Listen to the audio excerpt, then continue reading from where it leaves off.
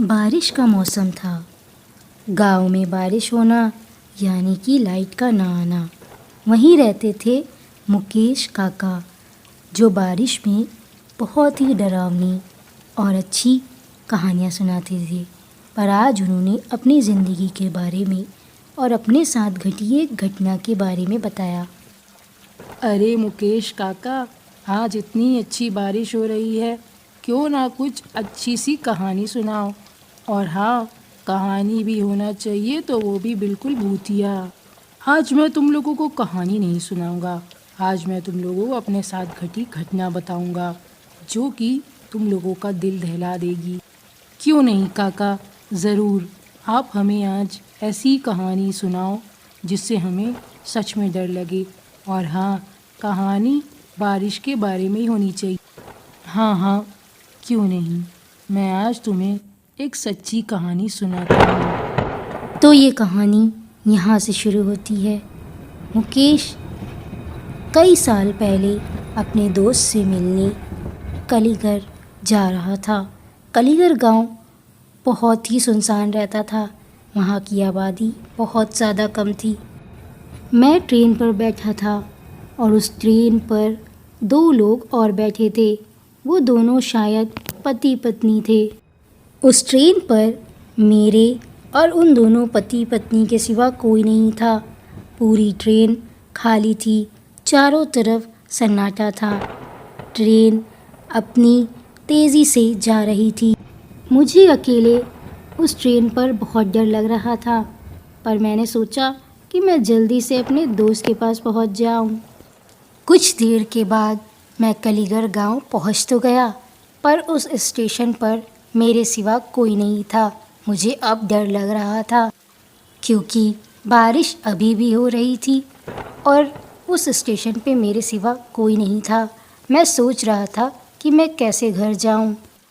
राम ने तो कहा था कि वो मुझे लेने आएगा, पर यहाँ तो कोई नहीं है। लगता है मुझे अकेले ही उसके घर जाना होगा। ये सोचकर मैं अकेले ही अपने दोस्त के घर जाने के लिए निकल गया। बारिश रुकने का नाम ही नहीं ले रही थी और रास्ते भर ना कोई था और ना कोई रिक्शा मिला था। मैंने सोचा कि एक के पेड़ के नीचे थोड़ी देर खड़ा हो जाऊं।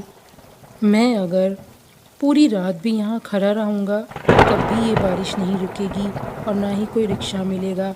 मुझे किसी से मदद लेनी चाहिए। ये सोचकर मैं वहाँ से निकल गया।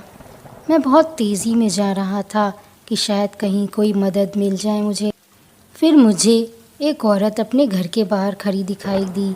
मैं बहुत हैरान हुआ कि इतनी बारिश में ये औरत अपने घर के बाहर क्यों खड़ी है। मैं आपसे मदद मांगना चाहता हूँ। मैं यहाँ थोड़ी देर के लिए रुकना चाहता हूँ। बारिश रुक जाएगी तो मैं यहाँ से चला जाऊँगा। मैंने झिझकते हुए उस औरत से मदद मांगी। वो औरत बहुत ही ज़्यादा खूबसूरत थी, पर वो उतनी ही दयालु भी थी। ठीक है साहब, आप थोड़ी देर मेरे घर में रुक सकते हैं। बारिश रुक जाएगी, आप चले जाना। आपका बहुत बहुत धन्यवाद। नहीं तो आजकल के टाइम पे कोई किसी पर भरोसा नहीं करता। धन्यवाद की कोई बात नहीं है। मुसीबत में हम नहीं आएंगे काम तो कौन आएगा। आप शायद शहर से आए हैं, थके होंगे। आप थोड़ी देर इस कमरे में आराम कर लीजिए। किसी भी चीज़ की ज़रूरत हो तो शर्माइएगा मत। आप मुझे बता दीजिएगा, मैं ला दूँगी। आपने मुझे यहाँ रहने की जगह दी है, मेरे लिए यही बहुत है और मुझे कुछ नहीं चाहिए। वाह, आजकल के वक्त में भी अच्छे लोग होते हैं। मैं बहुत थक गया हूँ, मैं थोड़ी देर आराम कर लेता हूँ। फिर मैं थोड़ी देर आराम करने के लिए लेट गया। मुझे नींद तो नहीं आ रही थी, पर मैं थोड़ा थक गया था तो आराम करना चाहता था। न जाने उस घर में ऐसा क्या है जो मुझे नींद ही नहीं आ रही है। अब बारिश भी रुक गई है। मैं उस औरत से कहकर यहाँ से निकल जाता हूँ। फिर जब मैं उस औरत के पास गया तो वहाँ पर वो औरत थी ही नहीं। एक बूढ़ी औरत जो हड्डियाँ गला रही। मैंने उसे देखा वो पता नहीं कितनी कंकाल लिए बैठी थी और सबको गला रही थी। हाँ हाँ हाँ, लोग मेरे पास चलकर खुद आ जाते हैं, मुझे कहीं नहीं जाना पड़ता लोगों की बलि लेने। ये सब कंकाल मैं गला कर खाऊंगी और जो लड़का अभी आया है उसे भी खा जाऊंगी। जैसे ही उस औरत ने ये कहा, मैं वहाँ एक सेकंड भी नहीं रुका और वहाँ से भाग गया। मैं बस भागता ही जा रहा था और बारिश फिर से शुरू हो गई थी, पर इस बार मैंने कुछ नहीं देखा, बस मैं भाग रहा था। उस बारिश की रात मैं बहुत डर गया था। मैं सोच रहा था कि अगर मैं कुछ देर वहाँ और रहता तो न जाने मेरे साथ वो औरत क्या करती। मैं बस भागते भागते कुछ ही देर में अपने दोस्त के घर पहुँच गया। अरे यार मुकेश, तू कहाँ रह गया था?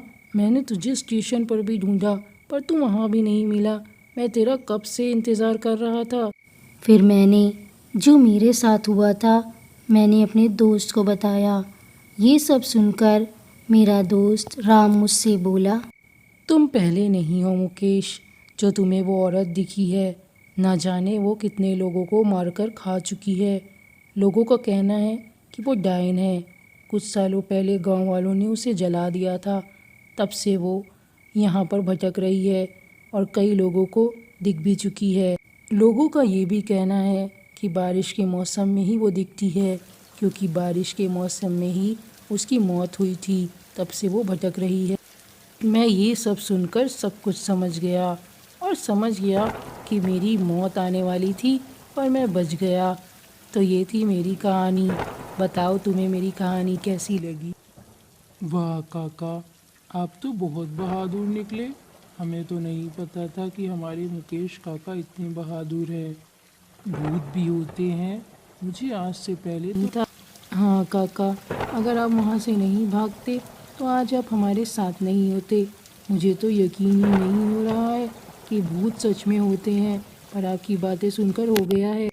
हाँ बेटा, उस घटना के पहले तो मुझे भी नहीं यकीन था कि भूत होते हैं, पर अब मुझे हर बारिश में ही डर लगने लगा है। लोगों का कहना है कि अब भी वो औरत बारिश में दिखती है और लोगों की मदद करने के बहाने उन्हें ले जाती है और जान से मार देती है। चलो बेटा, अब मैं चलता हूँ। बारिश भी रुक गई है और तुम्हारी काकी मेरा इंतज़ार कर रही होगी, और तुम लोग भी अपने घर चले जाओ। अपने साथ बीती हुई घटना बताकर काका वहाँ से चले जाते हैं और वो दोनों बहुत डर जाते हैं। यार हीरा, काका ने तो आज हमें इतनी डरावनी कहानी सुनाई कि हम डर ही गए। हाँ यार, काका ने तो अंदर तक हिला दिया। चल जल्दी दुकान बंद कर, हम लोग घर चलते हैं।